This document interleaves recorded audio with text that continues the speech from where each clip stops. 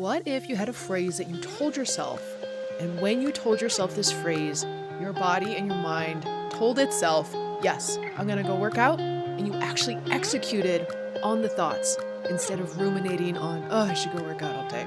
This is what we're gonna talk about today. I'm Dr. Emily Kyberd. I'm a chiropractor, movement specialist, and I help women with Hashimotos learn how to work out without the burnout through my program, Thyroid Strong.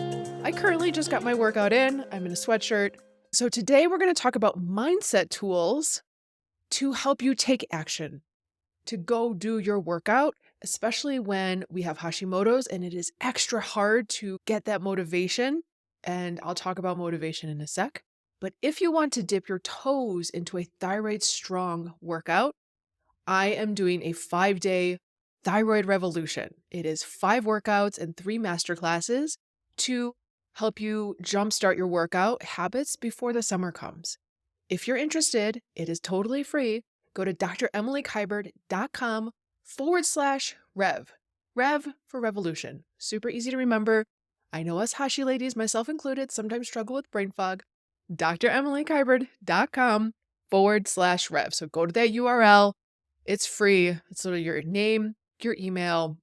There's no obligation to show up live, but if you do, there's some fun prizes.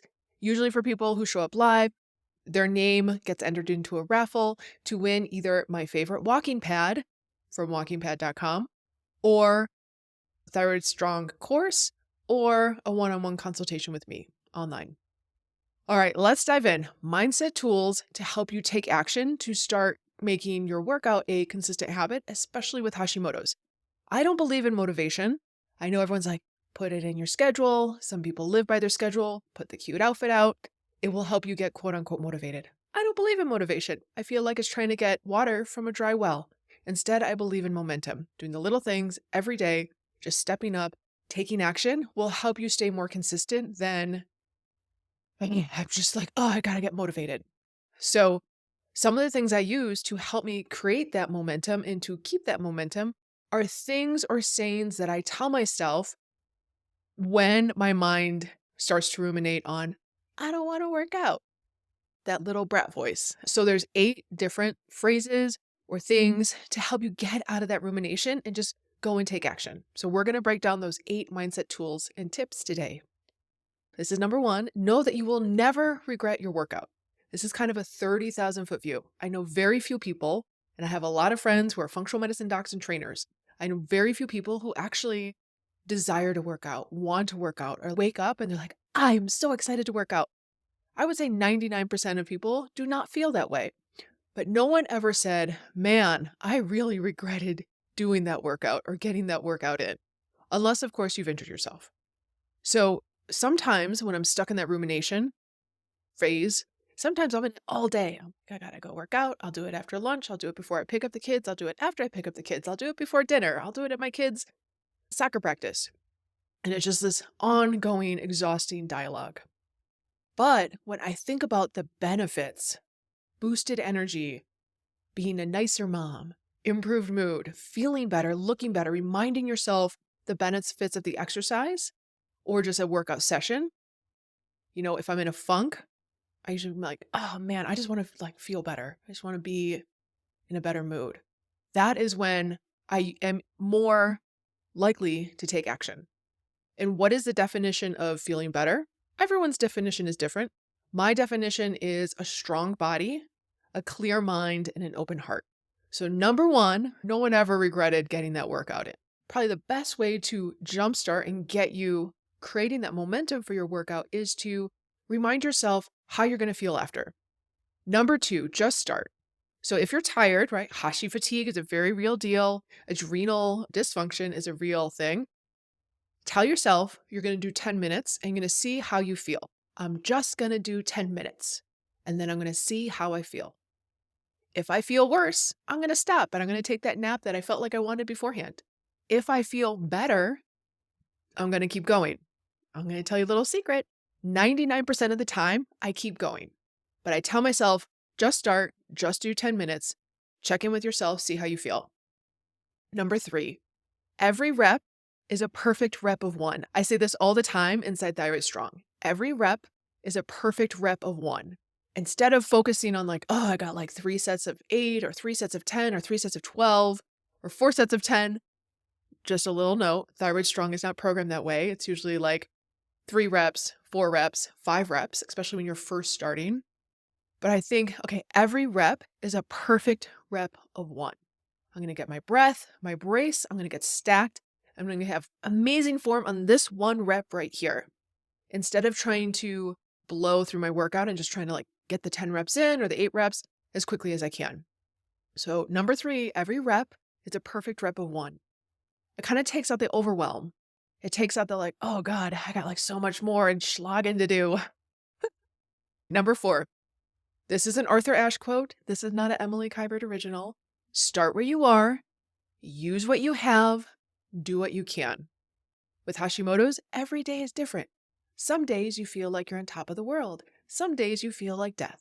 Some days you roll out of bed, literally dragging yourself out of bed.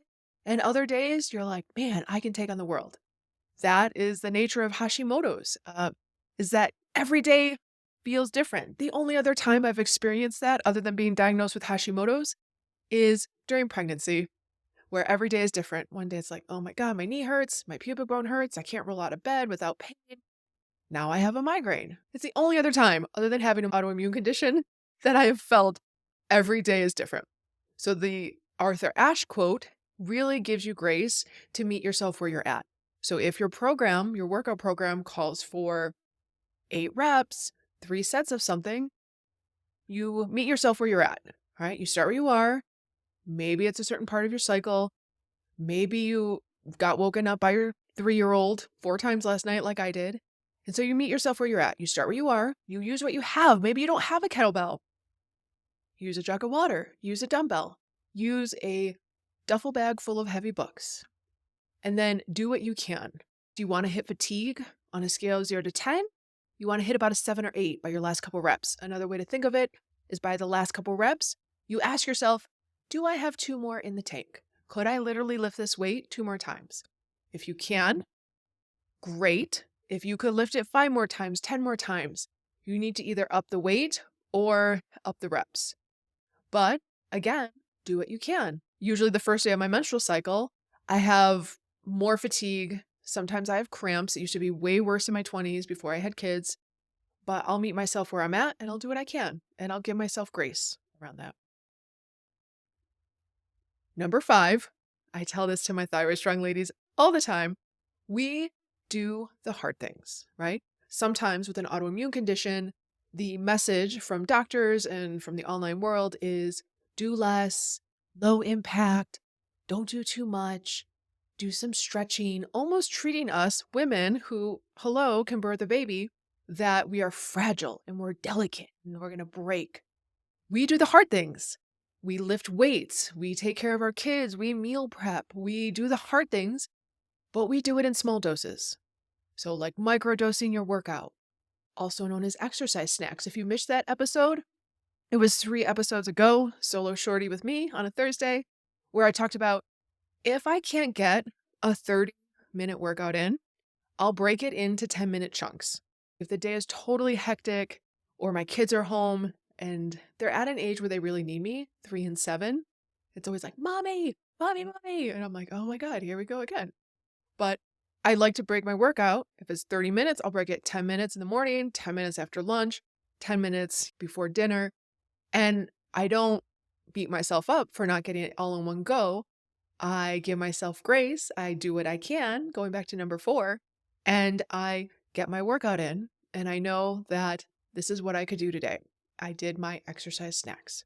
I don't recommend this for every workout, but I do think it's a good strategy, especially for the moms with kids who have an autoimmune condition who still want to get their workout in. Number 6, this is from my girl, Jill Coleman. She's on Instagram at JillFit. She talks about anchors. I am very much a person, Capricorn, I like to feel like myself. If I don't feel like myself, like if I'm fatigued, brain fog, it is like I am uprooted. And I like to be grounded. I'm an earth sign. What grounds me? I heard this on her podcast, The Best Life. She talks about anchors, things that ground you to yourself or anchor you back to yourself and to your day when you feel like you've strayed.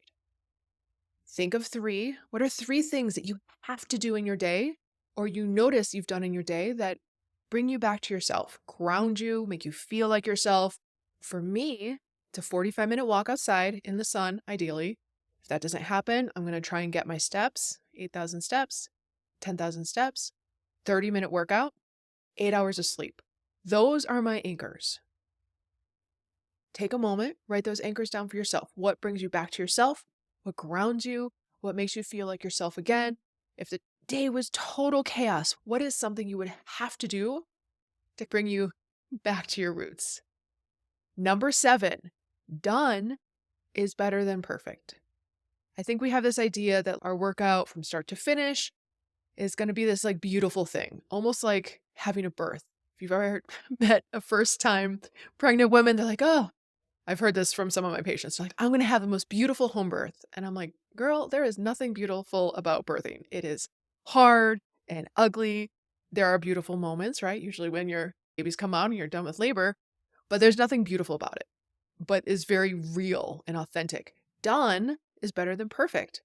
So if you get a workout in and you had to take extra long breaks, or you had to step away and grab the vacuum cleaner to vacuum the floor up because it was driving you nuts every time you looked down to pick up your deadlift, like I did today, done is better than perfect.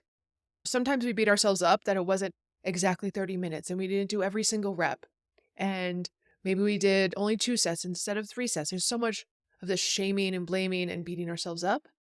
Just remind yourself, done is better than perfect. If not doing it perfectly stops you from working out, just get it in. Going back to number 2, do 10 minutes, see how you feel. If you feel better, keep going. Number 8, this is the last one. This is not my original. This is from Marie Forleo. She wrote a book on this, and it kind of hit me more profoundly than I thought it would. Everything is figure outable.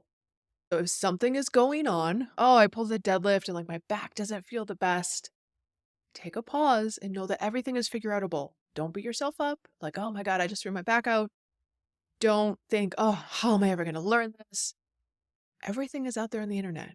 You can figure out anything. Wow, I can press way heavier on my dominant right side, but I can't figure out how to get the bell up, and I have to bell down on the left side and pick up a lighter weight on my left side, my non-dominant side. Know that out there on the internet or on my podcast, because I've talked about that before, everything is figure outable. Same thing with Hashimotos. We can feel like we are snowflakes and our situation is so unique and no one is feeling our symptoms. Probably because our husband and our kids and our coworkers don't get why we're so tired and we can't lose weight.